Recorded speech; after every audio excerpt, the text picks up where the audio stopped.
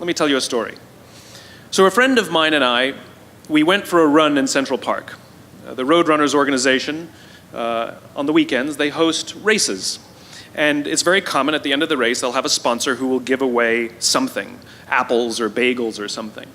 And on this particular day, when we got to the end of the run, there were some free bagels. And they had picnic tables set up, and on one side was a group of volunteers. On the table were boxes of bagels, and on the other side was a long line of runners waiting to get their free bagel. So I said to my friend, let's get a bagel. And he looked at me and said, the line's too long. And I said, free bagel. And he said, I don't want to wait in line. And I was like, free bagel. And he says, nah, it's too long. And that's when I realized that there's two ways to see the world. Some people see the thing that they want, and some people see the thing that prevents them from getting the thing that they want. I could only see the bagels. He could only see the line.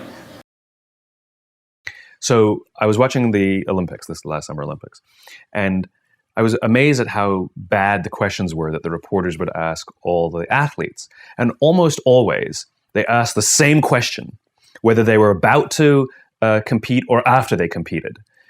Were you nervous, right?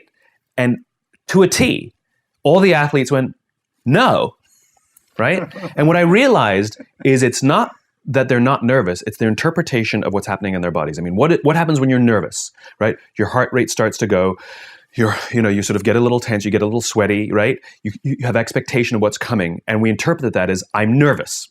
Now, what's the interpretation of excited? Your heart rate starts to go, you're anticipating what's coming, right? You get a little sort of like tense. It's all the same thing. It's the same stimuli, except these athletes, these Olympic quality athletes have learned to interpret the stimuli that the rest of us would say is nervous as excited. They all say the same thing. No, I'm not nervous. I'm excited. And so I've actually practiced it just to tell myself when I start to get nervous that this is excitement. Yeah. You know? And so I used to speak in front of a large audience and somebody would say, how do you feel? I used to say, a little nervous.